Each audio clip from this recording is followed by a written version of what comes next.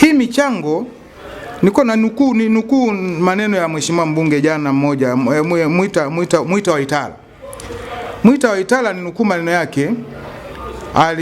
Alisema kwamba waraka namba 3 ya mwaka 2016 inayohusu Wizara ya Elimu, lakini mimi niseme Wizara ya Elimu in general, lakini pia nihusishe na TAMISEMI kwa sababu TAMISEMI ndio inasimamia shule za msingi na hizi shule za sekondari, lakini Wizara ya Elimu inasimamia vyuo vikuu na mambo mengine huko kwa upande wa sera. Sasa mimi nitoe rai kwa serikali. Shule za msingi kuna kamati ya shule ambaye ina mwenyekiti na wajumbe na katibu ni mwalimu mkuu wa shule ya msingi. Lakini shule za sekondari kuna mwenyekiti wa bodi na kamati na kuna bodi ambayo ina mwenyekiti wake kwa upande wa shule za sekondari. Sasa kama sera inaeleza hivyo, huu mfumo ambao serikali imeuweka kwa mujibu wa sheria, lakini serikali tena inakuja inaingiza kitu fulani kwamba wazazi wanaweza wakakaa wakaweka mikutano yao, wakajadiliana, wakamchagua mwenyekiti wa wazazi anayesimamia michango ambaye kwa mujibu wa sheria hayupo.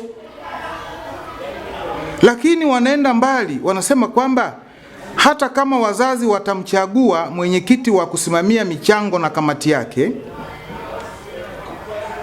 kwamba lazima apate kibali kutoka kwa mkuu wa wilaya.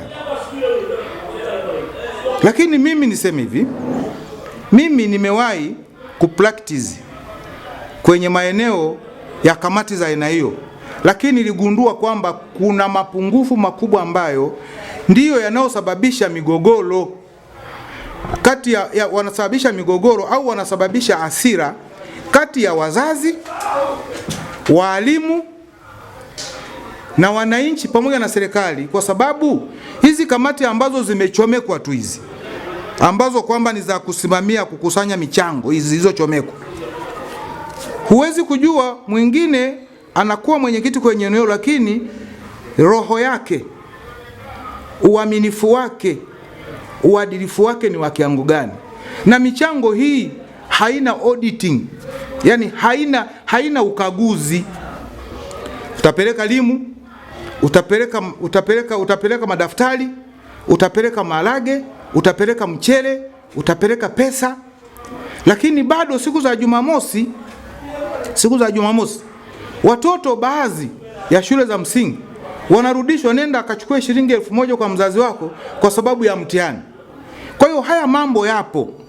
Kwa mimi niombe serikali ili kuondoa mikanganyiko hii, na wakati mwingine wananchi na wazazi kwanza kuilalamikia serikali au kuichukia serikali. Hakuna sababu ya kuanzisha vitu ambavyo vinaenda kuleta mkanganyiko ambao unaweza kusababisha serikali, wazazi, wananchi kuichukia serikali. Kwa vitu kama hivi viondoke. Lakini rai yangu ni hivi, nini kifanyike? Mimi naishauri serikali na maoni yangu ni haya. Badala ya kuwa na wenye viti hawa ambao hawapo kwa mujibu wa sheria wa kukusanya michango, na kuna baadhi walishatoroka na hela za michango, hawapo hawa wenye viti hao. Sasa wananchi nafika mahali wanakosa kuamini hizi kamati kwa sababu hazina utaratibu sahihi. Sasa mimi niombe serikali kupitia TAMISEMI, lakini kupitia Wizara ya Elimu ambayo nitasimamia sera, kwamba badala ya kuunda hizi kamati za michanga ambao zinakuwa na wenye vita ambao na kamati ambao haipo kwa mujibu wa sheria, na wengine wanawania hata vile vyakula, Sasa mazingira kama hayo inakuwa ni shida. Mimi niombe serikali yangu ya Chama cha Mapinduzi kwamba badala ya kutupia huu mzigo kwa wazazi, serikali bebe mzigo huu, kwa maana michango yote ambayo wazazi watakuwa wameridhia kuichanga ipite kwenye mfumo sahihi wa serikali, kwa maana mwalimu mkuu wa shule na utaratibu wa shule na utaratibu wa halmashauri husika, basi waweke utaratibu ambao mfumo wa kuchangia utakuwa ni mfumo ambao uko sahihi, ambao hautengenezi mianya ya rushwa ambayo inaenda kuzalisha malalamiko na wakati mwingine serikali inachukiwa. Hiyo ndio rai yangu kwenye eneo hilo. Lakini jambo jingine ambalo nilichangie ni kwamba nizidi kumpongeza afisa elimu wa shule za msingi jiji la Mbeya, ndugu yangu Mwalongo. Huyu afisa elimu shule za msingi jiji la Mbeya anatimiza wajibu wake kama ambavyo serikali imemwamini kwenye nafasi hiyo. Sasa nitoe rai kwa maafisa elimu wengine wa shule za msingi Tanzania nzima, waje Mbeya jiji wamuone afisa elimu Mr. Mwalongo. Hajanituma, nasema kwa sababu kuna kazi aliyoifanya jiji la Mbeya ya kuhakikisha kwamba yani kuhakikisha kwamba anafanya ukaguzi wa kina, kuhakikisha kwamba wanafunzi hawarudishwi majumbani kwa sababu ya michango. Huyu ni afisa elimu wa mfano ambao maafisa elimu wengine wanapashwa kuiga mfano huo. Muda ambao mtoto anatakiwa kusoma, mwalimu anamrudisha mtoto, lakini mwalimu padei yake imeingia, lakini mtoto padei yake ya kupata elimu haijaingia. Sasa lazima mifumo ya namna hiyo, kuwa na walimu wa namna hiyo, lazima kuwe na afisa elimu ambaye anaweza kudhibiti walimu ambao wanatumia padei kwa muda ambao hawakuwa darasani, lakini mwisho wa mwezi wanapata mshahara. Kwa katika mazingira haya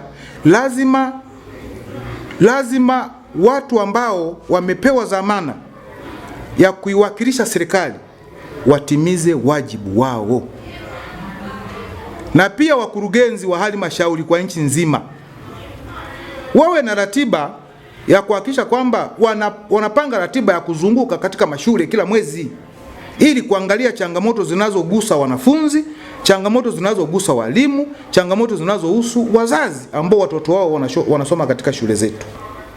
Kwa hiyo kwenye eneo hilo, mimi hiyo ndio rai yangu kwa leo, kwamba lazima tufike mahala tumsaidie Mheshimiwa Rais wa Jamhuri ya Muungano wa Tanzania, wananchi ambao ni wakweli, wawazi, wazalendo, waadilifu na waaminifu, ambao tuko huku vijijini. Tusiogope kujitokeza kusema maneno ya kweli, maneno yasiyokuwa ya uongo, maneno yasiyokuwa ya udanganyifu. Tusimame katika kusema ukweli ili haki za Watanzania ziweze kupatikana. Nimalizie kwa kuweka namba zangu katika vyombo vya habari ili umma uwe una namba za mzalendo pale panapokuwa na shida ambayo tukashirikishana kwa nia njema kwa ajili ya kuisaidia serikali. Mtakuwa mnapiga namba hiyo ya mzalendo ambao ni namba 0759 25 16 90. Hii namba naitoa kwa nia njema kabisa, wala siitoi kwa sababu ya kuomba kitu chochote, isipokuwa natoa hii namba kama mzalendo Mtanzania ambaye anaipenda mama Tanzania, lakini anapenda haki na anapenda amani.